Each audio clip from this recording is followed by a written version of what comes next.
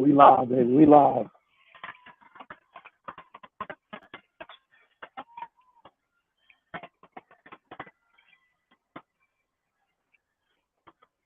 We in the mix. We in the mix. We in the mix. Football, as you know it, is back. Listen, Monday Night Football is in the mix. The game ain't really super duper alley hooper, but we had a whole lot of more history that was playing, that was going down. Jets, Giants, we did it again. It's a beautiful thing. And I got my man Jay back with me, man. He gonna let y'all know what's going on. Hello, hello, hello, everybody. Welcome again. We're in week number 7. Awesome weekend. Another great time of football. We're starting the second trimester of the season where everybody starts to say, okay, everything was cool the first semester. Everybody could do this and mad speculation. But now it's time to separate the pretenders from the contenders these next 6 weeks. And I think it's off to a great start. We got some guys in it. Look at that. Some surprises, as you just mentioned. New York, a great state of town. The Jets pulled it off again, 3rd week in a row. Upset special, winning for me, 3rd week in a row. The New York Jets. What? Now they got Zach Wilson. I think he got injured yesterday or something like that. I was at the game over at the Panthers, so I got to catch up with all the updates. But I think Joe Flacco's going to be a quarterback next game. And it's the New England Patriots. So we have to see what happens with that one. But I think we had rumors on Adam Scheffler said that the Jets are going to get that guy from the Jaguars, James Richardson, to add to our backfield already has Priest Hall and Michael Carter. So that's just going to be even stacked. I mean, that's pretty freaking great. The Jets are serious about theirs, and I think that game right there, not the game of the week, but it's a big test against the Patriots if they see if they're for real or not. The young guns, I wouldn't call them the Jets. I call them the young guns. I think most of their starters don't have 3 years experience in the NFL, but they're making their move. Shout out to my boy Jay Arrieta. Jay, I'm putting the Jets on the map, talking about them on my show first thing. Leading off my show with the New York Jets, Jets, Jets. Could this be the year? Could this be the year? Can we talk about it already? 1969, most people weren't even born. I killed my boy Chuck out there. What's up, Chuck Burt?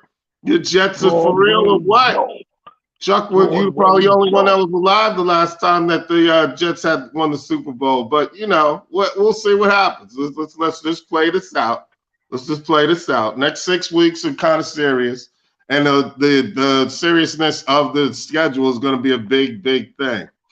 The other New York team that's kind of used to winning Super Bowls, 4 of them, the New York Giants have pulled it off again. This is not my Giants from not even just 2 years ago.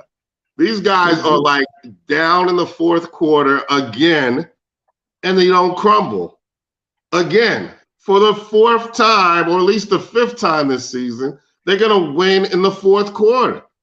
The Giants I'm used to with like crumbling, tired, fatigued, turn the ball over. Daniel Jones, they don't want to give him credit yet, but Daniel Jones is not the same Daniel Jones that we've seen.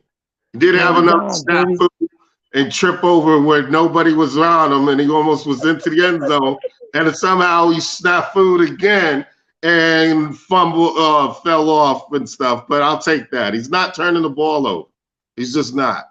He's not. He ran for 100, and Saquon Barkley ran for 100. That was the first time ever in Giants history. So somebody's doing something right. So shout out to him. The defense is stepping up. They're a bunch of no-namers as well, but they're getting hits on everybody where they need to.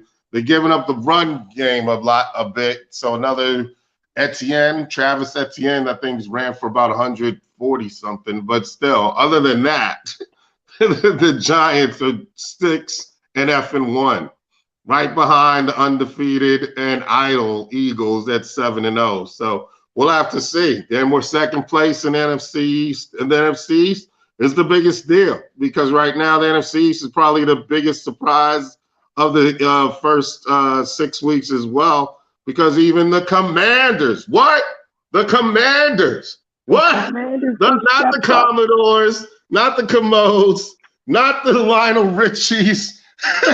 The Commanders actually won the game. They beat Aaron Rodgers, which is now the reverse of the surprises. Aaron Rodgers has lost 3 games in a row, first time ever in his career, I believe, and at least with the Packers, definitely. Now we have to see what's going on. Is his real deal, or is he just going to pack it in and collect checks? He's got that 150 plus. I mean, it's how much of a heart is he going to be? How much of a Packer is he really? He's got 3 losses in a row. And guess who's next on the schedule?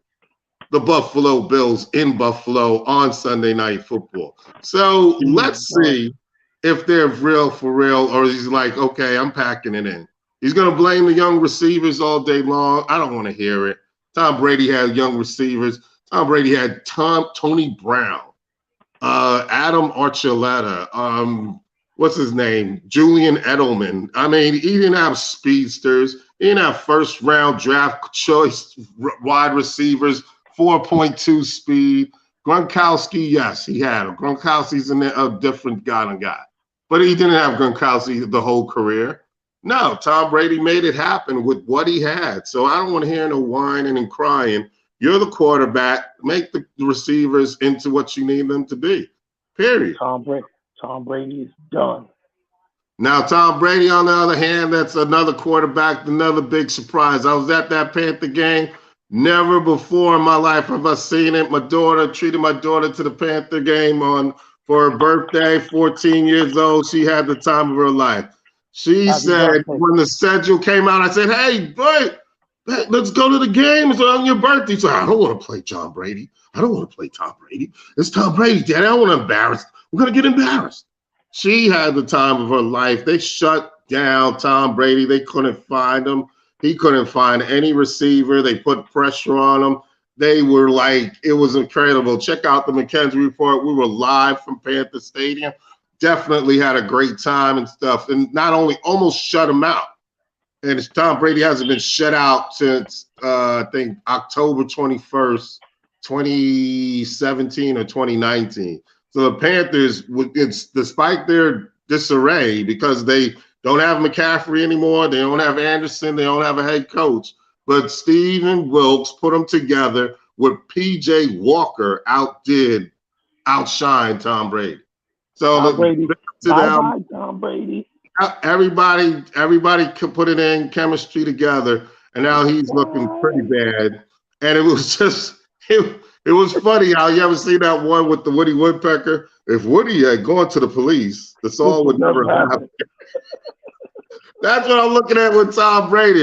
If Tom had listened to Giselle, this all would never have happened, because everything's falling apart and it's just ridiculous. And, you know, karma is karma. You know what I mean? Bruce Arians didn't disappear just because he disappeared, and Tom Brady set that up. And it's about time that things that happen don't go the way they're supposed to happen.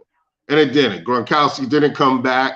And then 3 of the interior linemen didn't show up. So he's got a brand new cast of characters. And yesterday, his boy Mike Evans dropped at least 3-4 passes. One of them, or at least 2 of them, were definitely touchdowns. So, and on the other hand, the Chiefs stepped to their business. Oh, the Chiefs! Was an awesome game. Yeah, the Chiefs are just, and it's the great thing about the Chiefs without Tyreek Hill is it's anybody. It's anybody could be the star any day, any given Sunday, as they say. So the Chiefs now, yesterday was Nicole Hardman. Nicole Hardman is the first wide receiver to run for 2 touchdowns and catch a touchdown ever in the history of the NFL. Ever in the history of the NFL. I love the plays that they're calling. I'm sorry? I love the plays that they're calling. Oh, they're calling every play out the book. I mean, how big is the Chiefs playbook? That's just ridiculous. Don't even run the ball. It's like whatever we're going to feel like running. And then they almost, Travis Kelce almost broke the record or added his 100-yard game last week. Another one is 32nd in his career or something like that. They were just doing it. And I was really surprised because now San Francisco, after this big Christian McCaffrey blockbuster trade, they look pretty daggone good. They look stacked. Where I'm trying to find other words in the dictionary, but, you know, the stack just fits perfectly because they got Christian McCaffrey out the backfield. You got Deebo Samuels on one side.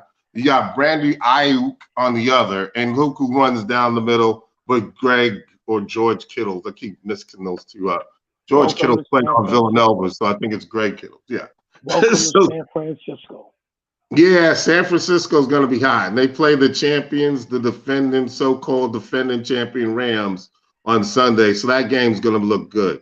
That game's going to be a make it or break it. The NFC West is up for grabs. Anybody can take that anytime. So those are that another surprise. And then, the Minnesota Vikings, surprisingly, they're 5-1. I mean, it's just like, what? It's not anybody that anyone expected. And as bad as the Panthers are, the NFC South is garbage right now. They're only one game out of first place. So anybody's game, the parity is exactly what the NFL wants. They want parity. They want everybody still in it, and no matter what time or the chances that they could get. And here we are. They're going ahead and making it happen. So it's been a great one. I'm looking forward for the next 6 weeks to see what's really going to happen. Because, you know me, if you got a certain amount of losses before Halloween, you just should pack it up and call it a day. But this year, it looks like everybody's in it, and everybody's going to be in it for a little bit of a time. This could go down to the wire all the way across the board. Yes, especially that AFC North. I think AFC North is one of those teams too. Even though the Steelers got their thing going, I do like the Pickens combination nowadays. That they two rookie on rookie. Wide receiver and quarterback, they got a good combination going. If they could get Najee Harris on board with the running game and put the defense together, Mike Tomlin, he's got a few tricks up his sleeve still. I don't think they're going to write them off just yet. So they're still in it. Baltimore came back and beat the Browns yesterday, but they just don't look as promising as they should be. They can run the ball, they play defense, and it's up to Lamar Jackson whether or not he has a good game or not. So Lamar Jackson, some days he's hot, some days he's cold, some days he's maybe. And but he's got to find somebody else besides Mark Andrews, and somebody else got to step up for the wide receiver side and stuff. Hollywood Brown is gone. We all know it. And let's go move on from there. There was a reason why, and somebody thought it was a good idea, but doesn't look like that's panning out right now. But unfortunately, he's hurt either way. So, it's crazy how everybody's playing this whole rotisserie football, real live rotisserie football, and it's not working out. Some divorces aren't making it the way they should. And that's case in point is your boy Russell Wilson. Russell Wilson is that done. He signed it. They said they wanted Matty stole $245 million. It is on national television too many times to make up the price. He's looking horrible. I'm not sure if it's a mental thing. Tom, I can understand he's going through divorce. As a man who's been through a divorce, I know it affects your life. And if your home life ain't solid, then yeah, it's going to affect your work life. But Russell Wilson, I have no idea. What's that? What happened to Russell Wilson? I have no idea. He's gotten great receivers. Jared Judy, and what's his name? Cortland Sutton. What more do you want? You got a running game. You got a defense that used to be legit or respectable. Is it the play calling? You could go but so much with the play calling and stuff. Russell Wilson's just not Russell Wilson. Now he's hurt, and now he's out. So, he'll be out for a couple of weeks, at least 3. All that money they paid him. Oh, yeah, $245. That's looking great, but somebody's going to call robbery in a minute. That's why I say, man, you should get paid. Give all the players a certain amount of money, but pay them on a set bell curve, man. Based on your performance and what you did this year, here's your extra added incentives. Like your boy Tyler Heineke. Let's give a shout out again back to the Commanders. He beat Aaron Rodgers, and guess what? He got 125 G's based on his performance. again, that's the way it should be. Makes sense, right? Everybody want to say, hey, I'm going to get 125K if I make this happen. Why wouldn't you want to do that? Why don't you want to do that? You know what I mean? But now just give me 245, 150 mil, and I'm going to just sit on myself and, well, I did the best I can. Just relax. Aaron Rodgers, just relax. We're going to make this happen. We're going to turn this around. No, you're not going to turn around. You're going to run up to Buffalo and you're going to get your whacked because the Buffalo Bills are no joke. They are not taking any prisoners. You saw them against the Chiefs. They got coming off a bye. They got a defense too. And he's like, hey, let's just go. Let's go. Deep first. First play, we go deep. Second play, we go deep. Third play, we might run the ball. Not run, a cloud of dust and all that. They're just saying we are going to run the scoreboard up. We don't want no more chances of overtime. We don't want no more chance. We don't ever want to be in that predicament that we were in Kansas City that cold January afternoon. And we're not doing it. First of all, we're not going to be in Kansas City. We're going to win home field advantage. We're going to win in Buffalo. And we're never going to be spelled overtime ever, not even giving anybody a chance. We're going to score, and we're going to score, and we're going to score again.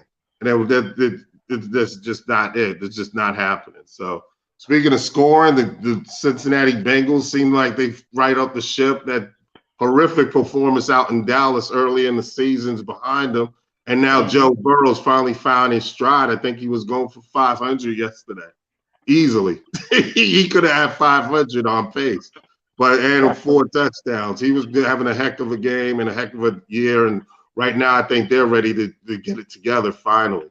And then the Raiders finally put up some numbers and got a W. I mean, they beat the Texans. I mean, it's the schedule, but at least they're headed in the right direction also. In the right direction, exactly. But another one of the biggest surprises, obviously, and that might lead us to, spoiler alert, the game of the week for the McKenzie Report is the Seattle Seahawks with Geno Smith at quarterback. What is going on in this world? This world is upside down bizarro. If Geno Smith is winning and they're in first place of the NFC West, who said that? Who had that money going on? Hey, 7 weeks deep, I promise you. Outside of Seattle, who thought that Seattle would be in first place? But here they are. Nobody. 4-2, and they're ready to rock. I think that's the biggest game of the season this week coming up. The Giants have 6 wins. They have 4 wins. It's going to be a showdown and say who's who for real. This is going to be Separation Sunday on that particular game. So they look like they play the Rams again, I think, or play the Rams at least twice. They play the Niners again and the Cardinals twice. So we'll have to see what happens. But right now, it's all systems go for the Seahawks. They're playing and they're winning. And, it's not their fault. The schedule's the way it is. And teams that they meet on that given Sunday aren't up to par. So we'll have to see what happens. I think that's going to be an incredible game. Who's who and who's really who on really a live Memorex Super Bowl with the Giants in Seattle at 4 o'clock. So we'll have to see that one. That's what I'm looking forward to. That's a test of both sides, mental and really who are you for real? If not, who are you for all, honestly? Because we have to figure out what's going on. Because this is next 6 weeks, somebody's got to say this is who we are and this is how we're defined. And we have to see what's going on. The first half for first 6 weeks was great. No doubt about it. Sold a lot of tickets. But now we have to see, okay, let's start getting it. We've got Halloween coming up. Thanksgiving after that, so we have to see who's who by Thanksgiving. So looking forward to it. Y'all buckle up. Get ready for Thursday night. We got another big game on Thursday night. Y'all buckle up. It's going to get crazy. Right. This one Tom Brady's got no chance he's got to bounce back, and who's up against him but Lamar Jackson. It should have been a classic, but Tom Brady clearly doesn't have everything together the way he should have. He had some faux pas the last couple of years, but he's just looking really bad right now. And we'll have to see if they put it together. So, especially since he has Godwin. He had Godwin. He had everybody. He had Fournette. He had Godwin. I mean, it was just looking like Pop Warner out there. It was really He's bad. half the It was looking bad. he's half the man he should have been. No. Well, yeah, again, it's a mental case. A lot of things going on in his personal life. I get that. But once you're on the field, you're on the field. He knows that as well, and he's got to perform.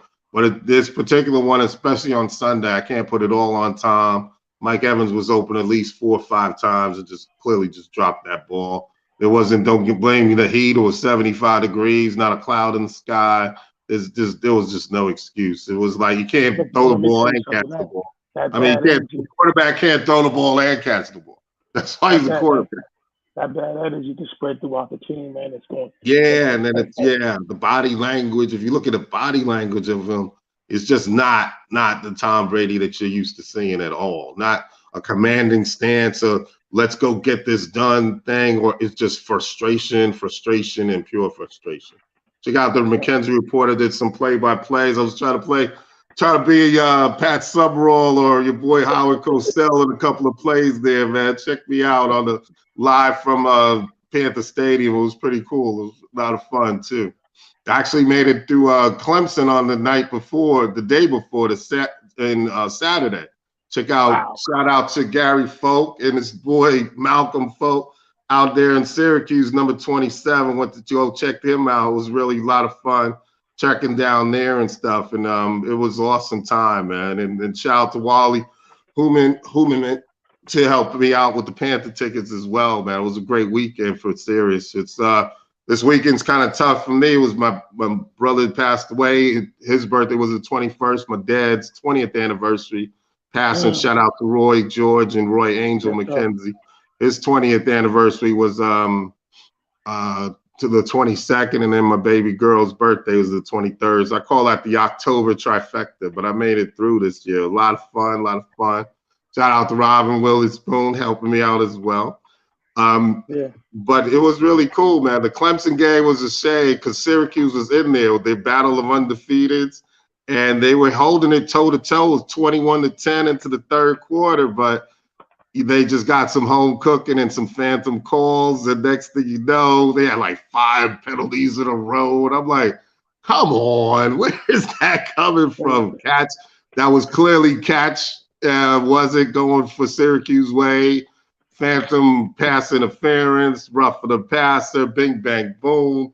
The offensive line couldn't hold up anymore against the Clemson defensive line, and the running game for Clemson appeared. And once that happened, the defense came in. It was quiet as a church mouse at first. It was Death Valley. I heard it was one of the loudest stadiums ever. Well, I thought we were in church on Sunday instead of in a football game on Saturday. It was that quiet. But Syracuse had them blank, 21-10, had about 4 turnovers on Syracuse. It was 4-0 as far as turnovers concerned, but they got a lot of home cooking, sausage, biscuit, gravy, the whole 9. It was crazy. And then all of a sudden, bing, bang, boom, Clemson ran up the score 24-21 or something like that. It was a shame, but it was a great time, though. Should have a lot of time. Best of luck to the Syracuse, the Orange of Syracuse. I think they'll be fine, just the way they are. Best of luck to Syracuse. Yeah. And over the weekend, RIP to my family, my brother, my friend, Panama PI, rapper extraordinaire. You know what I mean? On dozens and dozens of hot records and worked with dozens and dozens of artists. And family loved him. The streets loved him. He passed away the other day. Rest in peace. Rest in peace. One of the most amazing dudes I've ever met in my life. And wow. It was a testament to that because the place was packed. We partied, we danced, we celebrated for the passing. And, you know, one of the great ones went back home. The Wu-Tang Clan sent flowers and wreaths. AZ popped up. So many other individuals called. Ali Vegas and so many other known artists chimed in for this Queens native, Panama PI, and his passing, man. He's a beautiful brother, and just want to say rest in peace to Panama PI. Rest in peace to him, definitely. Yeah. We're going to see y'all Thursday night. Can we pop it Thursday night? Yeah, we're in. I'm in. Name it time. Halftime, I guess. We'll be back here again. Thursday night. Maybe what's going on in that game and preview for the Sunday's games and stuff. Sunday games. We in the mix. We'll see y'all again. Here we go. J Mac, full effect. Thank you, Beautiful. Also making it happen, Make man. sure Another y'all great check the show. McKinsey report. The Got you, McKinsey man. report. I was The off the chain McKinsey this report. weekend, man. I was off the chain. Both announcing, pre-game, post-game, the whole nine. So it was a lot of fun. Check us out. Both games is on there. The Clemson game and the Panther game.